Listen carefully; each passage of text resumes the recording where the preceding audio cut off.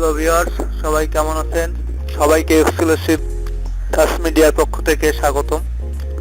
আজ আলোচনা করব মাশরাফি বিন মুর্তজার ক্যারিয়ার সম্পর্কে। মুর্তজা বাংলাদেশের সফলতম পেস বোলারদের একজন। আক্রমণাত্মক গতিময় বোলিং দিয়ে অনূর্ধ্ব-19 দলে থাকতেই তিনি ওয়েস্ট ইন্ডিজ সাবেক ফাস্ট বোলার অ্যান্ডি রবার্টসের নজর পেয়েছিলেন, যিনি কিনা তখন দলটির অস্থায়ী বোলিং কোচের দায়িত্ব ছিলেন। রবার্টসের পরামর্শে মাশরাফিকে বাংলাদেশে এ দলে নেওয়া হয়। বাংলাদেশ এ দলের হয়ে একটিমাত্র ম্যাচ খেলেই মাশরাফি জাতীয় দলে প্রতিনিধিত্ব করার সুযোগ পান। 8 নভেম্বর 2001-এ বঙ্গবন্ধু জাতীয় স্টেডিয়ামে জিম্বাবুয়ের বিরুদ্ধে টেস্ট ক্রিকেটে তার অভিষেক ঘটে। একই ম্যাচে খালেদ মাহমুদের অভিষেক হয়। বৃষ্টির বাগড়ায় ম্যাচটি অমীমাংসিত থেকে যায়। মাশরাফি অবশ্য অভিষেকেই তার জাত চিনিয়ে দেন 106 রানে 4 উইকেট নিয়ে। গ্র্যান্ট ফ্লাওয়ার ছিলেন তার প্রথম শিকার। মজার ব্যাপার হলো, মাশরাফির প্রথম ফার্স্ট ক্লাস ম্যাচও ছিল এটি। তিনি এই বিরল কৃতিত্বের অধিকারী 31তম খেলোয়াড় এবং 1899 সালের পর দ্বিতীয়।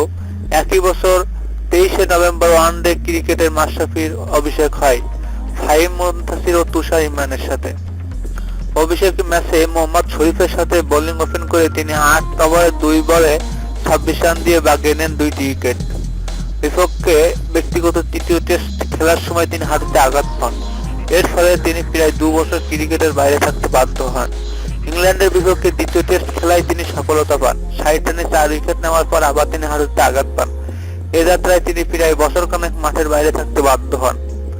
2004 সালে ভারতের বিরুদ্ধে খেলার সময় রাহুল দ্রাবিড়কে অফ স্টাম্পের বাইরে একটি বলে আউট করে তিনি স্বরূপে ফেরার ঘোষণা দেন।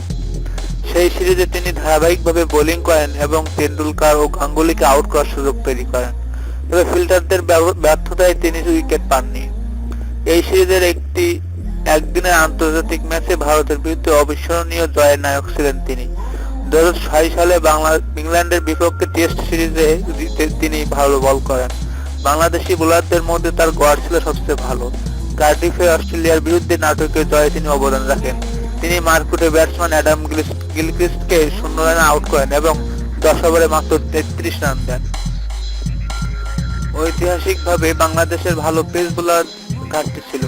বাংলাদেশের মোহাম্মদ রফিকের মতো আন্তর্জাতিক মানের স্পিনার থাকলেও উল্লেখযোগ্য কোনো পেস বোলার ছিল না। মাশরাফি বাংলাদেশের সেই শূন্যস্থান পূরণ করেন।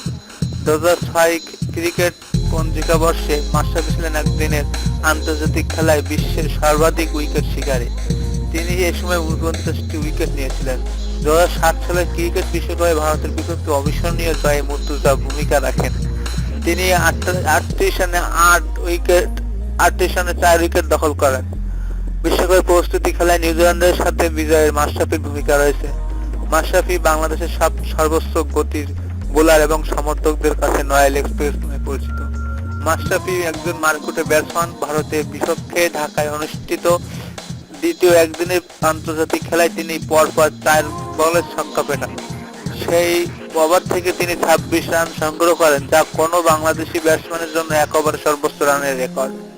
14 বছরের ক্যারিয়ারের 21 বার চোটের কারণে দলের বাইরে যেতে হয়েছে মাশরাফিকে। চোটই তার কাছ থেকে ছিনিয়ে নিয়েছিল 2011 সালের দেশের মাটিতে বিশ্বকাপ।